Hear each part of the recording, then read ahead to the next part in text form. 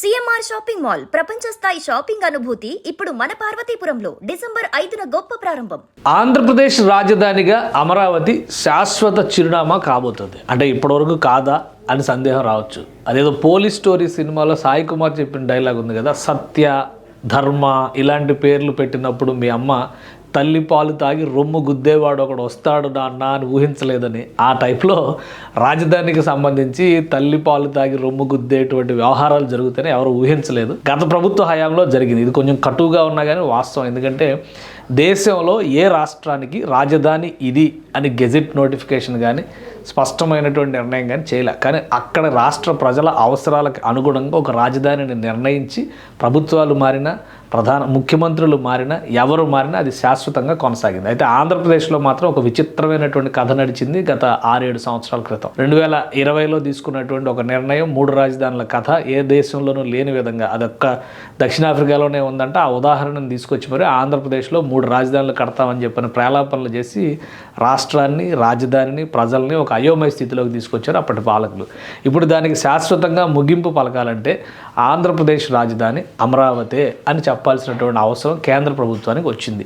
అప్పటికి కూడా గత ప్రభుత్వ హయాంలో జరిగినటువంటి తప్పిదాలు ఏవి కూడా అంటే కోర్టు ముందర నిలవలేకపోయినాయి, జ్యుడిషియల్ రివ్యూకి, న్యాయ సమీక్షకి నిలవలేకపోయినాయి. అందుకనే అమరావతి రాజధానిని కోర్టులు కూడా తేల్చి చెప్పినటువంటి పరిస్థితిని మనం చూసాం. రాష్ట్ర విభజన చట్టంలో ఉన్నటువంటి ఒకే ఒక్క అంశాన్ని అవకాశంగా తీసుకుని ఇప్పటివరకు జరిగినటువంటి రాజకీయ డ్రామాకి ఫుల్ స్టాప్ పెట్టేటువంటి ప్రయత్నం కేంద్ర ప్రభుత్వం చేయబోతుంది. కేంద్ర న్యాయశాఖ అమరావతి గెజిట్ రిలీజ్ చేయడానికి ఎలాంటి అభ్యంతరాలు లేవని తేల్చి చెప్పినట్టుగా సమాచారం వస్తుంది. ఈ పార్లమెంట్ సమావేశాల్లో ఆల్రెడీ శీతాకాల సమావేశాలు సోమవారం నుంచి మొదలయ్యాయి.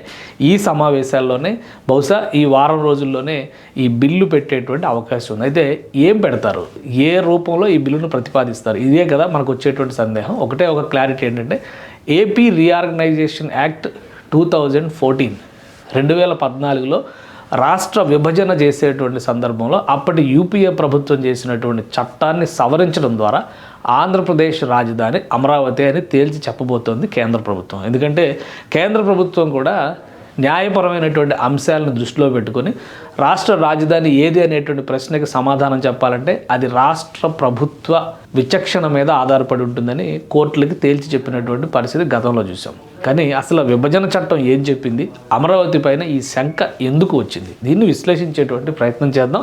ఇది ఆంధ్రప్రదేశ్ రీఆర్గనైజేషన్ యాక్ట్ 2014. ఇందులో సెక్షన్ 5(2) అందులో పేర్కొన్నటువంటి ఒకే ఒక అంశాన్ని దృష్టిలో పెట్టుకుని గత ప్రభుత్వం అంటే జగన్మోహన్ రెడ్డి ప్రభుత్వం రాజధాని నిర్ణయం ఇంకా జరగలేదు కాబట్టి మేము ఇప్పుడు మళ్ళీ నిర్ణయం తీసుకుంటాం అనేటువంటి ఒక ప్రయత్నం చేస్తారు. అసలు సెక్షన్ 5(2) ఏం చెప్తోంది, ఈ చట్టాన్ని ఒక్కసారి మనం సమీక్షిద్దాం. మొత్తం ఆంధ్రప్రదేశ్ విభజనకు సంబంధించినటువంటి అన్ని అంశాలు ఇందులో పొందుపరిచారు. పార్ట్ 1, పార్ట్ 2, పార్ట్ 3, అలానే పార్ట్ 4 హైకోర్టు ఏర్పాటుకు సంబంధించి కానీ సెక్షన్స్ కానీ ఇవన్నీ కూడా ఇందులో క్లియర్గా మెన్షన్ చేశారు. అంటే భవిష్యత్తులో న్యాయపరంగా ఎలాంటి అంశాలు, ఎలాంటి సమస్యలు వచ్చినా కానీ ఇందులోనే సమీక్షించుకునేటువంటి వెసులుబాటుని, క్లారిటీని రాష్ట్ర ప్రభుత్వానికి, రాష్ట్రాలకి, 2 రాష్ట్రాలకి కేంద్ర ప్రభుత్వం ఇచ్చింది.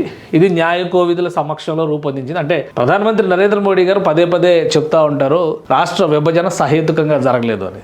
అది తెలంగాణ వాదులు కొంత ఇబ్బందికరంగా ఉండొచ్చు. ఉద్యమాన్ని గౌరవిస్తూనే మనం చెప్పదలుచుకున్నటువంటి విషయం ఏంటంటే 2 వర్గాలని సంతృప్తిపరిచే రీతిలో యూపీఏ ప్రభుత్వం ఆ రోజు వ్యవహరించలేకపోయింది. అది వాస్తవం. ఉద్యమాలకి లొంగిందా, లేదా ప్రజల ఒత్తిడికి లొంగిందా, ప్రజా ఉద్యమాల ఒత్తిడికి లొంగిందా, లేదా రాజకీయ నాయకుల ఒత్తిడికి లొంగిందా, రాజకీయ ప్రయోజనాలను ఆశించి చివరి నిమిషంలో, అది చివరి సెషన్ తర్వాత ఎన్నికలకు వెళ్లాల్సినటువంటి పరిస్థితి ఉంది, ఆ చివరి సెషన్లో తీసుకున్నటువంటి నిర్ణయం కాబట్టి రాష్ట్ర విభజన సహేతుకంగా జరగలేదనేటువంటి విమర్శ ఉంది. ఆంధ్రప్రదేశ్లో ఉన్నటువంటి రాజకీయ నాయకులు కూడా ఇదే వాదన చేస్తున్నారు. ఎందుకంటే చివరి నిమిషంలో ఎలా విభజన జరిగింది, తలుపులు మూసేసి మరి చట్టం చేశారు అనేటువంటి మాట చెప్పడం, అలానే విభజన దిశగా అడుగులు పడుతున్నట్టుగా ప్రజలకు కూడా ఎలాంటి సంకేతాలు ఇవ్వకుండా రాత్రికి రాత్రి విభజన చేశారనేటువంటి విమర్శ. సో ఏం జరిగినా కానీ మొత్తానికి రాష్ట్ర విభజన జరిగిపోయింది. తర్వాత యూపీఏ ప్రభుత్వం కూడా పోయింది. ఆంధ్రాలో కాంగ్రెస్ పార్టీ ఆచూకీ లేకుండా పోయింది. సో తెలంగాణలో 10 ఏళ్ల తర్వాత రివైవ్ అయింది. అంతవరకు మనం అర్థం చేసుకోవచ్చు. కానీ ఆ సమయంలో ఆంధ్రప్రదేశ్ ప్రభుత్వం అంటే చంద్రబాబు నాయుడు ప్రభుత్వం ఆంధ్రప్రదేశ్లో ఏర్పడినప్పుడు రాజధాని ఏది అనేటువంటి దాని మీద ఒక కమిటీ వేసింది.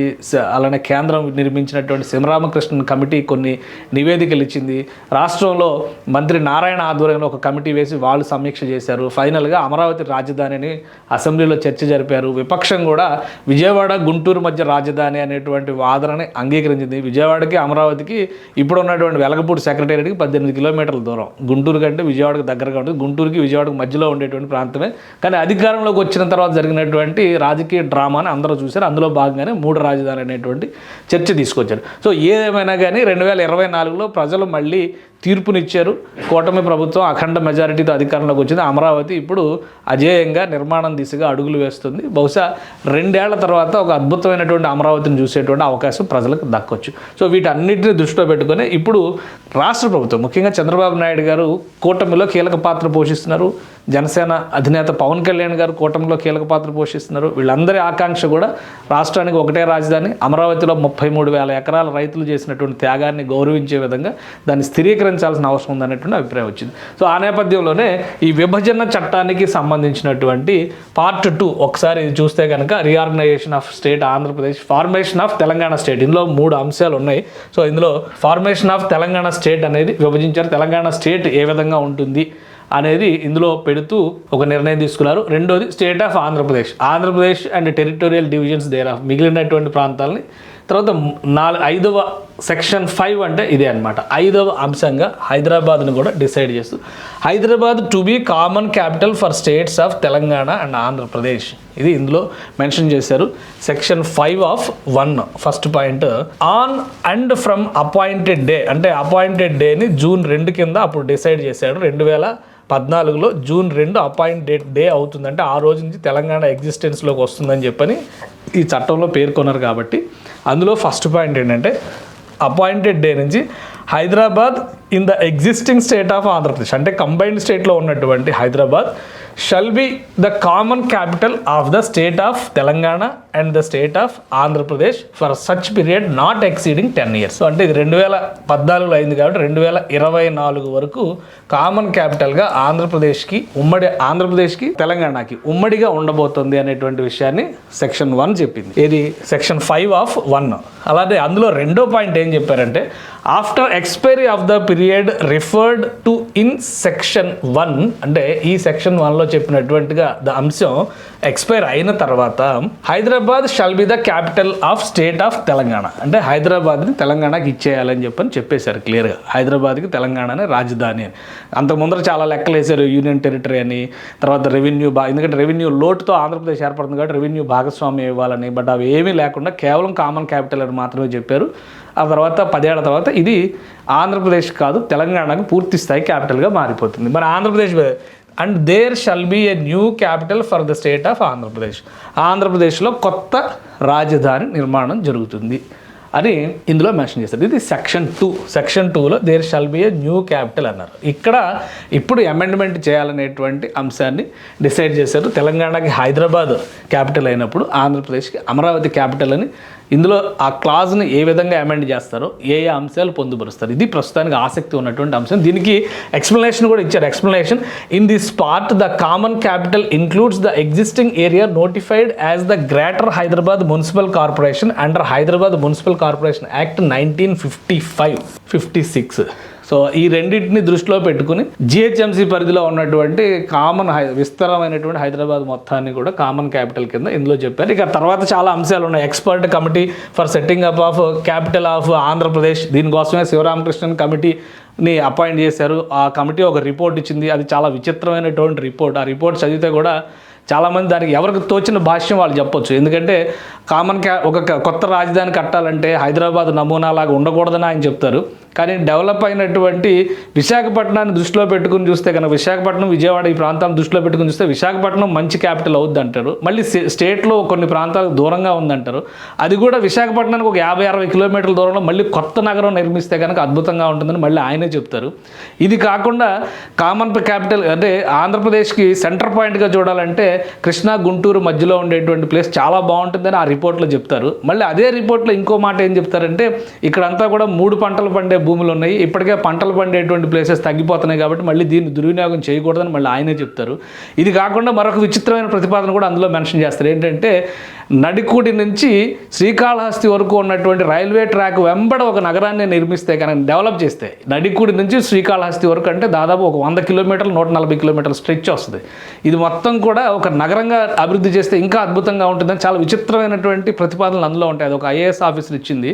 బట్ ఆ రిపోర్ట్ చూస్తే ఆయన శ్రీకృష్ణ కమిటీని చూసినప్పుడు తెలంగాణ విభజనకు ముందర శ్రీకృష్ణ కమిటీ రిపోర్ట్ చదివినా కానీ శివరామకృష్ణన్ కమిటీ రిపోర్ట్ చదివినా కానీ శ్రీకృష్ణ కమిటీ రిపోర్ట్లో ఒక హేతుబద్ధత ఉంటుంది. ఎందుకంటే చరిత్రని అధ్యయనం చేస్తారు, అలానే మౌలిక అంశాలను చెప్తారు, సెంటిమెంట్ని చెప్తారు, ప్రస్తుతం ఉన్నటువంటి వ్యవస్థలో ఏం కోరుకుంటుందో చెప్తారు.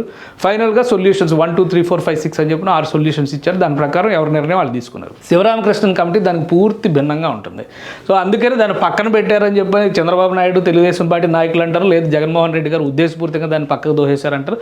సో అది అయిపోయినా కానీ ఇప్పుడు ఆ కమిటీ ఏర్పాటైంది, దాని రిపోర్ట్ అయింది, దాని ఫైనల్గా దాని తర్వాత నిర్ణయం కూడా జరిగిపోయింది. తర్వాత governor of existing state of Andhra Pradesh to be common governor, అది ఇవన్నీ కూడా ఇప్పుడు మారిపోయినాయి. బహుశా కామన్ గవర్నర్ లేరు ఇప్పుడు. ఆంధ్రప్రదేశ్కి వేరు గవర్నర్ ఉన్నారు, తెలంగాణకి కామన్ గవర్నర్గా నరసింహన్ గారు మాత్రం ఒక 5-6 ఏళ్ళు కొనసాగారు, దాదాపుగా 5 ఏళ్ళు కొనసాగినట్టుగా ఉన్నారు. ఆ తర్వాత మార్పులు జరిగినాయి. సో మొత్తం ఈ రిపోర్ట్ అన్నింటిలో కూడా ఇక్కడ ఒక కాంప్లికేటెడ్ పాయింట్గా లేదా క్లారిటీ ఇవ్వాల్సినటువంటి పాయింట్గా కనిపిస్తుంది కేవలం సెక్షన్ 2. ఇందులో ఆంధ్రప్రదేశ్ సెక్షన్ 5 ఆఫ్ 2 అంటే ఇందులో 5వ సెక్షన్లో 2వ అంశం, దీనికి మాత్రమే క్లారిటీ ఇవ్వాలి. ఈ న్యూ క్యాపిటల్ అనే దానికి ఒక అమరావతి యాజ్ ఆంధ్రప్రదేశ్ క్యాపిటల్ అని అమెండ్మెంట్ చేస్తారా, ఇంకా అందులో ఏమైనా కొత్త పాయింట్స్ని యాడ్ చేస్తారా, ఈ 2 విషయాలే ఇప్పుడు అందరిలోనే ఉంది.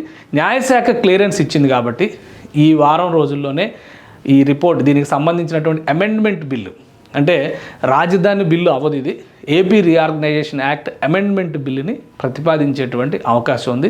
ఇది జరిగితే కనుక వాస్తవానికి ఇంతకు ముందర కూడా అమరావతిని అంగుళం కూడా కదపలేరని కోర్టులు తేల్చి చెప్పినాయి.